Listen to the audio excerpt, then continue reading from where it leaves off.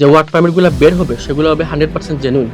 Work permit বের করে tough হয়ে যাবে, যদিও ওয়ার্ক পারমিট কম বের হবে কিন্তু অথেন্টিক ওয়ার্ক পারমিট বের হবে, এবং যেসব কোম্পানি বের করবে তারা তাদের জামানত দিয়েই বের করবে। ওই ক্ষেত্রে ভিসা রেশিও বেশি হবে, বলতে গেলে 99%।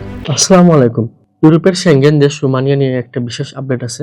এই আপডেটটা রোমানিয়ার ভিসা প্রত্যাশীদের জন্য একটা সুখবর মূলত, কিন্তু যারা এজেন্সি আছে বা কোম্পানি মালিক আছে তাদের জন্য দুঃখের খবর বটে।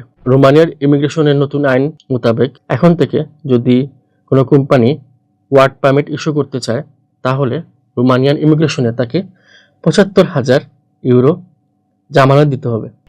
যদি এই জামানত তারা না দেয় তাহলে ওয়ার্ক পারমিটের জন্য অ্যাপ্লাই করতে পারবে না। ৭৫,০০০ ইউরো মানে বাংলাদেশের প্রায় ১,১১,০০,০০০ টাকার মতো। সো রোমানিয়ার ক্ষেত্রে এখন কোনো কোম্পানিকে যদি ওয়ার্ক পারমিট বের করতে হয় তাহলে এই সমমূল্যের টাকা ইমিগ্রেশনে জমা দিতে হবে সিকিউরিটি মানি হিসাবে।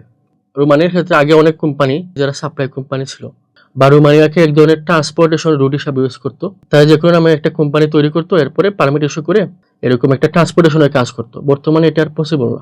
রোমানিয়ান ইমিগ্রেশন যে ৭৫,০০০ ইউরো কোম্পানি থেকে রাখবে, ওইটা রাখবে এর জন্য যদি ওই কোম্পানি থেকে কোনো লোক পালিয়ে যায় বা রোমানিয়া থেকে চলে যায় অবৈধভাবে, তাহলে তারা ডেমারেজ হিসাবে ওই কোম্পানি থেকে এই টাকাটা কেটে রাখবে। এটা সব দিক মিলিয়ে পজিটিভ জিনিস, কারণ এখন কোনো বুইফোর কোম্পানি যারা ওয়ার্ক পারমিটে বিজনেস করে তারা এই বিজনেস করবে না। ৭৫,০০০ ইউরো জামানত দিয়ে এই রিস্ক কে নেবে বলেন? তো ওই হিসাবে যে ওয়ার্ক পারমিটগুলো বের হবে সেগুলো হবে 100% জেনুইন।